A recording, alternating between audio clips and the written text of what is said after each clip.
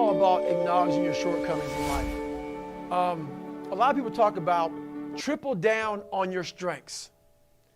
Triple down on your strengths and don't worry about your shortcomings. That's a whole new thing I'm hearing right now. Maybe it's not new, but it's new to me because I'm not out there really listening to all this stuff. That's the quickest way to never grow. To never grow. If you sit there and have that mentality of triple down on what you're good at, you're never going to grow. You're always going to stay the same. Either you're getting better or you're getting worse.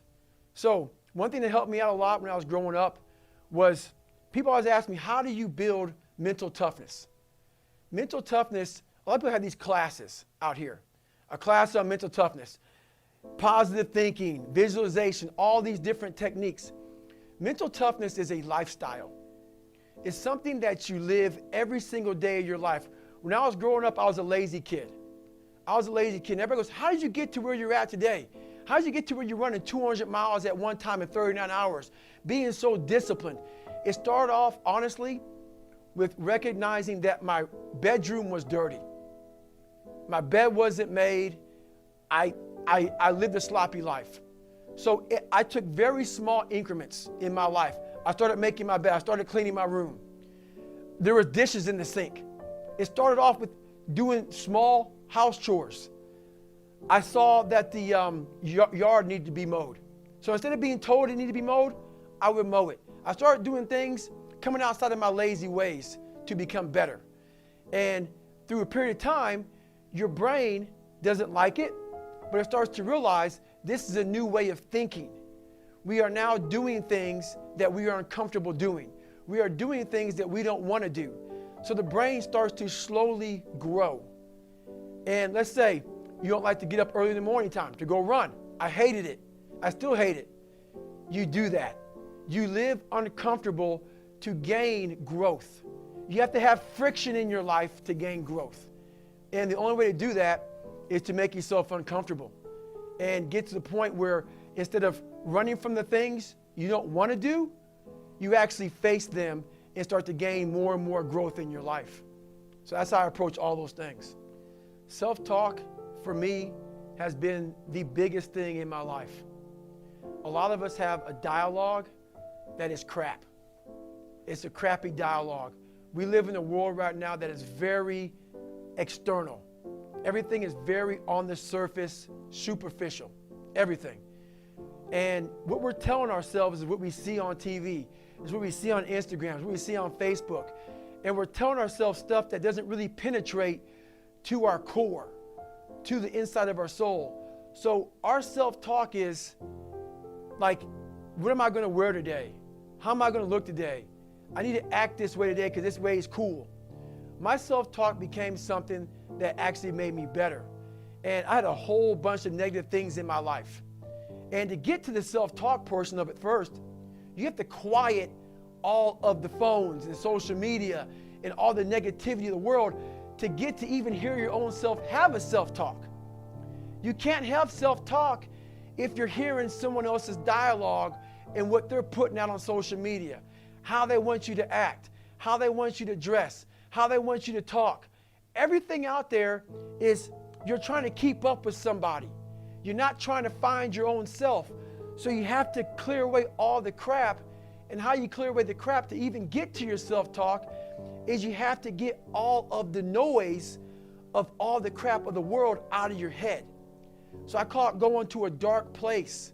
You have to get the noise out, quiet your mind down, get all the static out before you can even have a real conversation with yourself. And in that self-talk, a lot of times it's very negative because of all the stuff we see on TV, all the stuff we see on social media. You have to create a positive dialogue. There's something I do that I have a demonstration. And I make somebody very strong and I can make him very weak within 3 seconds. I put self-talk, I put my own voice in their subconscious. And I do something to them that makes them very weak. And they wonder, how in the world do you do this? I do it because I'm putting my own dialogue in your head. I'm telling a person that you're insecure. I'm telling a person that you're weak. And I'm able to make this person almost they have no strength. And then I give it right back to them. And all day long, we are feeding ourselves the wrong self-talk. It's negative self-talk. So all day long, I'm putting the positive self-talk in my subconscious. I'm making sure that I'm walking around all day long, giving myself the proper fuel to attack the world. That's why I work out hard every day. I work out hard every day because I know the first thing in the morning what I do is I clean my room, I clean my house, I go for a run, I work out. I want to win the war in the morning. Because the second I leave my house, the second you look at your phone, the second you turn the TV on, you're in a battle. All this negativity is coming at you. But if you're able to fuel yourself in the morning, win the war in the morning, so you have the strength to face what you're going to face in the world. The world's going to come at you with lefts and rights. You have to have the right kind of mentality. And that starts by not hitting the snooze button. It starts by waking up. No, you don't want to do it, but that gives you the strength because you did it. If you do it, if you do something you don't want to do every morning, you're already giving yourself the proper self-talk. You're already giving yourself the proper dialogue to attack the people that don't like you, to attack your insecurities, to attack what the world's going to give you. So self-talk comes from belief in yourself. If you're giving yourself self-talk, positive self-talk, but you don't believe it, it's not going to come true. You have to put the work behind what you're saying and believe what you're saying to yourself for that self-talk to become a reality in your subconscious. So no matter what anybody says to you, no matter what you hear, you know the truth. And you're living through the truth, and no one can penetrate that. No one. So one thing I developed in my life going through hard times is a cookie jar. The cookie jar is all of us have a story. We've all overcome so many things in our lives, but we forget them. And a lot of times we don't spend enough time like reflecting back in our lives, realizing how great we truly are. We go through something, we put it back, and we go on. And life is going to always challenge us, always challenge us. And during that challenging moment, we panic. We forget who we truly are. That cookie jar that I designed for my brain is something that in that 1 second of panic, we lose our mind, and we also lose how far we've come in life. You take that 1 second, go through your cookie jar, grab something in your mind, look at it, read it, open it up. Oh, I was in 3 hell weeks. I graduated 2 of them. That's a cookie. It reminds yourself just how hard you are, and it puts you right back into the right frame of mind to overcome whatever's in front of you. And usually, whatever's in front of you isn't as big as we make it out to be. We start to make these very small things enormous because we allow our minds to take control and go away from us. We have to regain control of our mind. And that's what the cookie jar is.